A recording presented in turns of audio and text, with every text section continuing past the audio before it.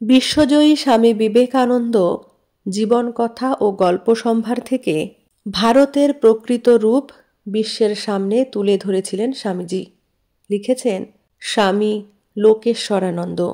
স্বামী বিবেকানন্দ ভারতবর্ষের প্রকৃত রূপ পাশ্চাত্যবাসীদের চোখের সামনে তুলে ধরেছিলেন।